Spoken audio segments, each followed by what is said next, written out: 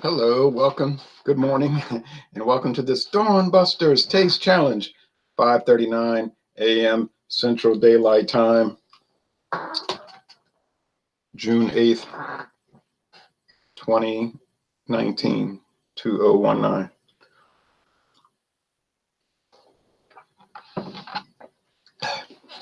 What do we have for the Dawn Busters? Well, I got it. Hold on, I got the wrong bottle. I'll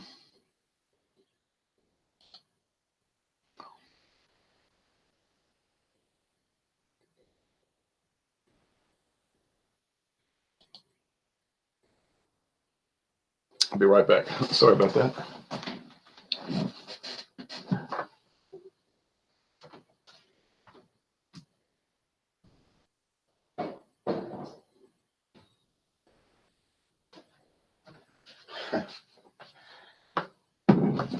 Okay, from 1923, we have Cutty Sark blended Scotch whiskey, pretty green bottle, got the compass rose on the back. The spirit of adventure. Do you have the spirit of adventure? Our actions define who we are. Since 1923, introduced in 1923, there's a clipper ship. On a great big clipper ship. All right. The spirit of adventure lives in us all. Well, not everyone. Some people have no spirit of adventure. It is the courage of our convictions, the mark of true character, and the desire to be different. It is the original easy drinking Scotch. So they're claiming this is the original easy drinking Scotch. 40% alcohol, used to be 86%. Good morning, says G and JK. Good morning to you. Now the competitor, the ever famous, actually the ever obscure Inver House. Now Cutty Sark is from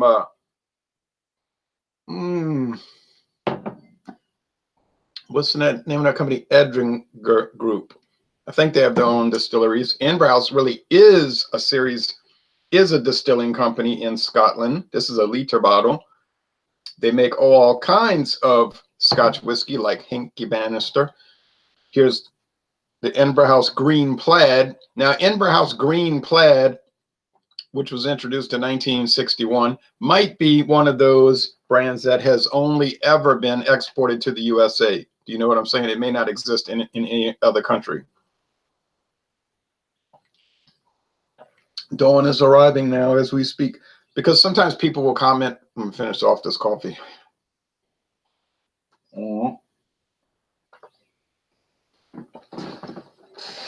Right back. People will comment and say,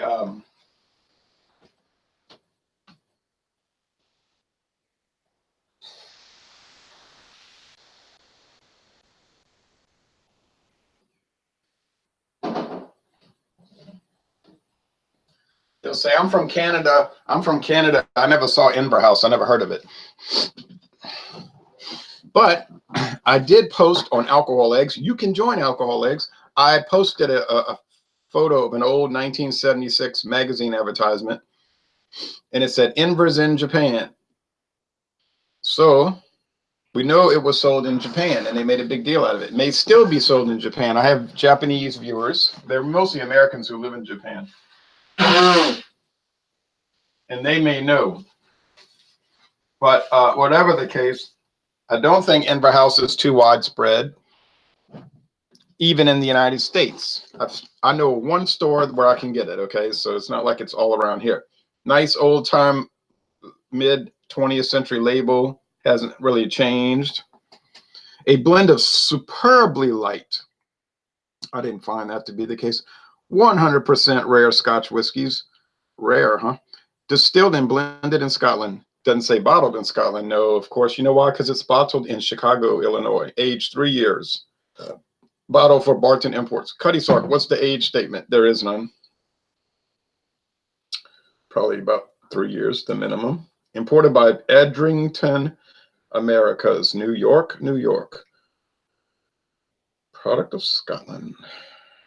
Let's go. All right, all right, all right, all right. All right. Look, Cutty Sark is pretty bland, and so I think I'll be able to pick up on that, just the blandness of it. Hillbilly was like, well, mellow is way better than bland. I was saying mellow or bland is like the same thing. He said, no, mellow is a lot better than bland. I was just kind of kidding anyway when I had said the comment, but made the comment. But the Inver house though is gonna be noticeable because it's gonna have a little harshness to it. They're talking about how fine and wonderful it is and all this stuff. I mean, you know, you really think it's going to be that fabulous for $11.99 a liter, $11.99 for 1 liter. I mean, after a while, you start to say, how can that be? Cutty Sark about $14 for a 750, and I think I paid $13.99. I did see it one time, but not long. For one time for $12.99, but that lasted, you know, a couple of, maybe 2 weeks, and then I was like, oh, I could have saved $1, but I didn't know it was going to be $1 cheaper. All right, so let's try the Cutty Sark. They've changed the bottle design and label over the years, but their website is very good. JB. I thought I was doing just Irene Brooks. Okay, so JB is going to stand for Cutty Sark today. All right. Well, I know the other one's IH, Inver House, so it won't be a problem. I didn't want to go changing the title and everything.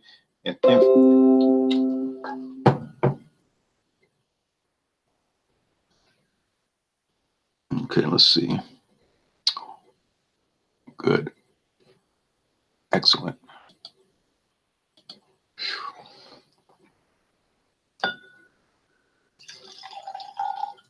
So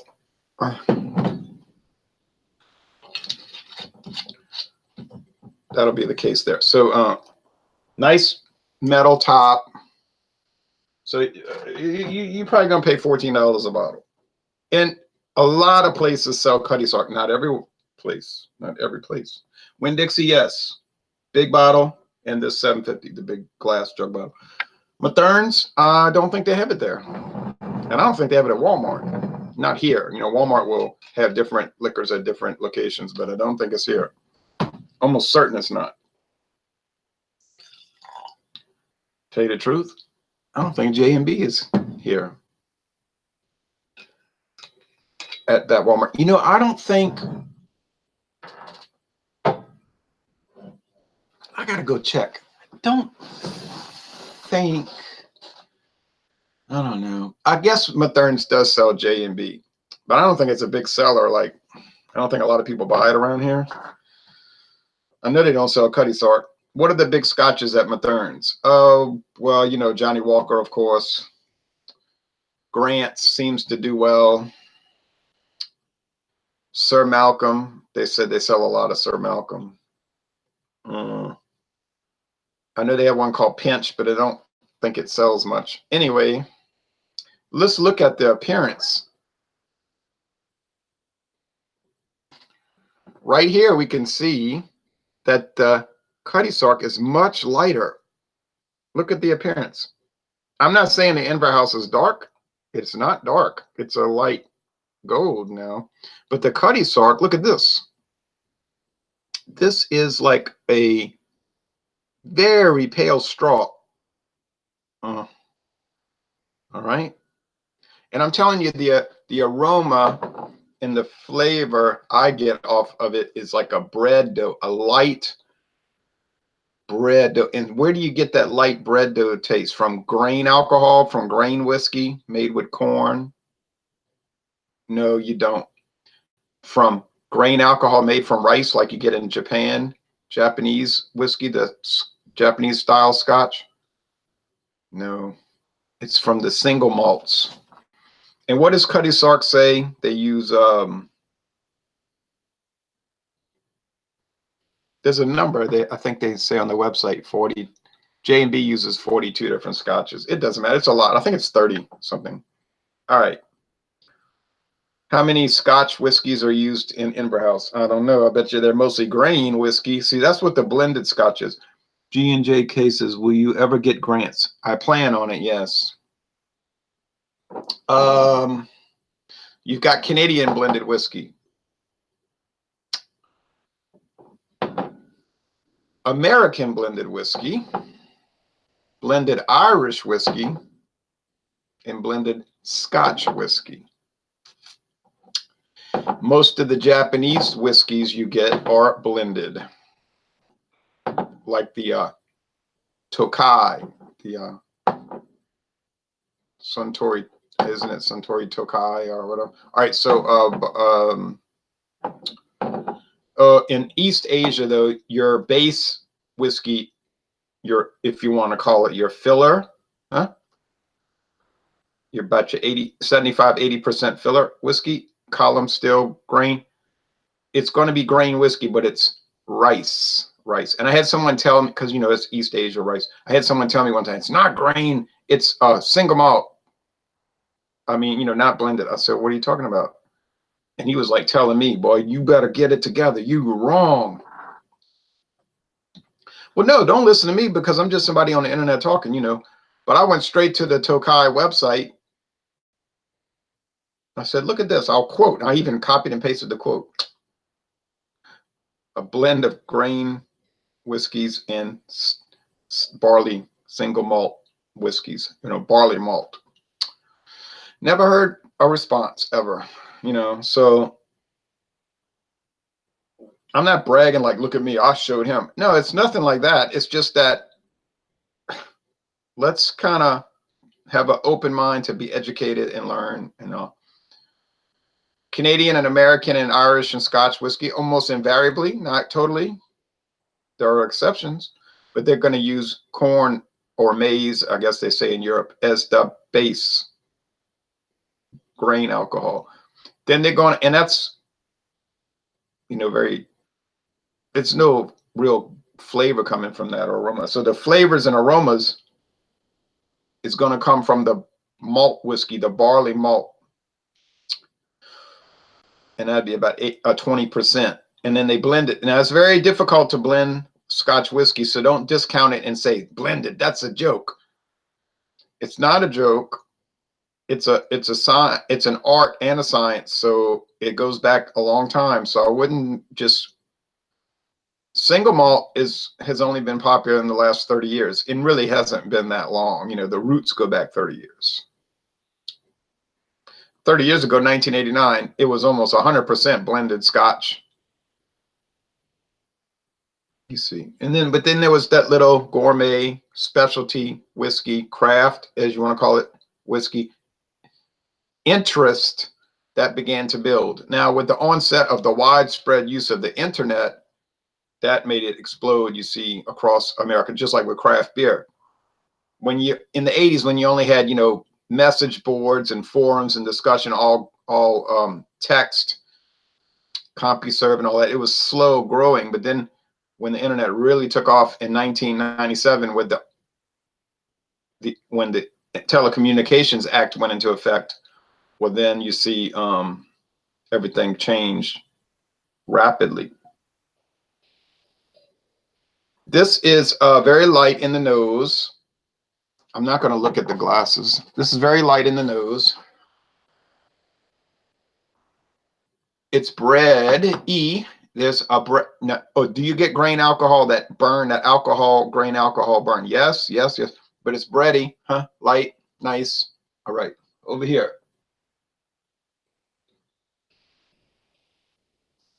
Okay, now here you get more of a sugar sweetness.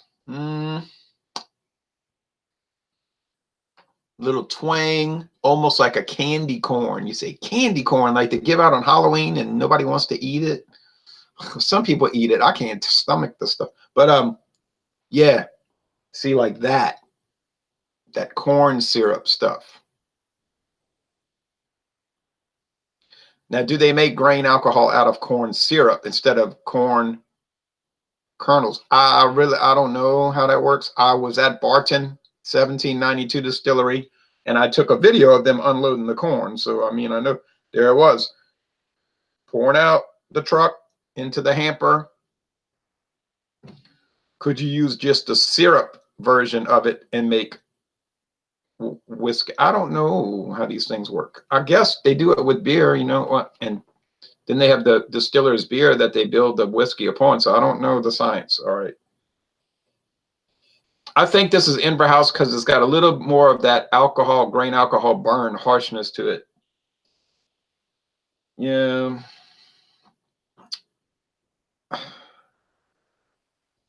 And this is lighter and has more of that bread. So I'm going to say almost assuredly, and I could be wrong, but I don't think I'm going to say this is Cutty Sark, named after that ship, the Cutty Sark. And I think that's the Inver House. But let's go with the taste. It is a taste challenge after all.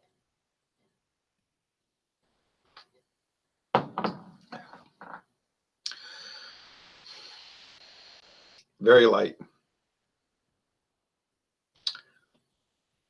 Mellow. I don't really want to say bland. It's not bland. If I've said bland about Cutty Sark in the past, I want to retract that.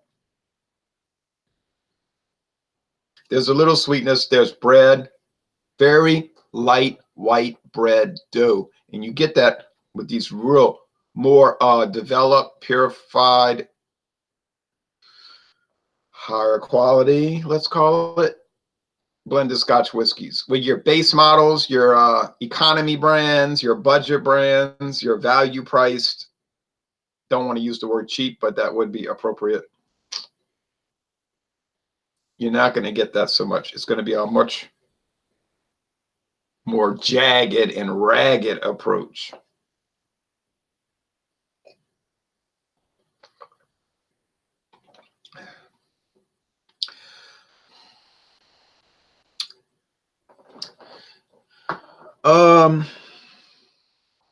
Get that little burn there. Honestly, though, there is a little peat and smoke. I didn't expect that. Here's the thing you got to remember. When you're doing one whiskey against the other, they won't always taste the same. What I mean is, like, take the Inver House, go up against whiskey A, it'll taste like something. Yeah. Whiskey B, then it'll be a little different. Or the whiskey B will bring out something in the Inver House you didn't notice before. Then whiskey C, you say, "Ooh, okay." So it is like an exploration. Now, people will say to me, comments, "Oh, you just keep doing this against everything. You know, it's like repetitive. I can't watch that on your channel. Why do you do it?" I understand if you didn't want to watch it. I know it's repetitive or monotonous even, but I think that that is necessary. Repetition of tasting helps train you, and you get used to it. And then, so you say, well, I don't want to watch that. Well, you're not required to watch it. You see that you're not under an obligation to watch any of the videos. Some people will make comments as though they're compelled to watch it. You're not. Somebody getting angry yesterday about my World War II video, talking about D-Day, and I understand if you take an anti-war position on these topics, anti-war position is very unpopular, so people will come at you very different, and that's a risk to do it. The easy way out would be just not talk about it. You say that's how you build your channel. You don't talk about dicey, questionable topics. Yeah, but whoever said I was trying to build a channel? Okay, see, I have freedom of action because I'm not trying to build a brand. I'm not trying to be on here selling t-shirts, guys. You know what I'm saying? All right. So he was saying to me, "Wow, I subscribed to your channel a month ago." And apparently he was telling me he liked the video reviews, you know, but he was infuriated about my opinions on World War II. So I guess his implication was, well, I'm going to unsubscribe because I don't agree with you on World War II. And I was thinking, it's very curious, you know, because how is that anyway related to someone's opinion on beverages? You know what I'm saying? I know people on the internet that have political ideas that I would never support in any way, under any circumstance, in any context. But I watch their reviews because I think they do a good job and they're interesting. So I find it comical in a way and strange that people cannot compartmentalize, you know what I'm saying? So it's strange. Okay, now, and I never could understand that. I'm very strongly thinking this is the Inver House. I mean to say Cutty Sark, but let's give it one more swig.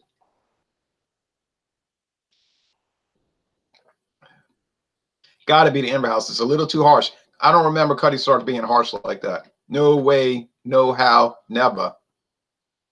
Never. This is Cutty Sark. There's no doubt, but it's going to say JB. It says IH. Now I know IH is Inver House. Okay, well, haha.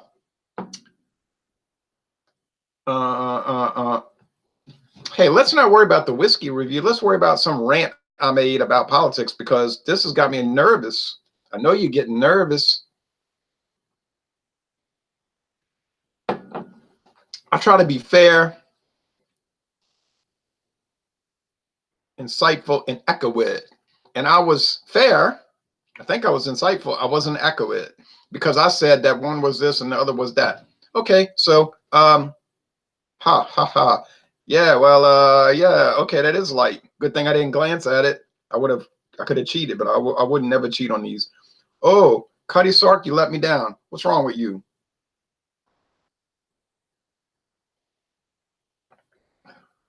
What's wrong with you? Now, with a big gulp, I'm making a big gulp of whiskey. I'm taking a big gulp. Yeah, I'm the Oklahoma kid. No,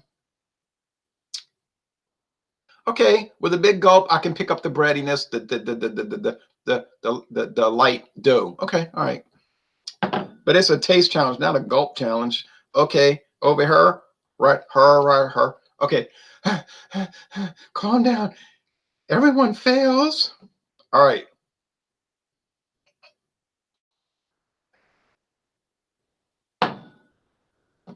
Yeah, okay, sweet. All right, well, all right.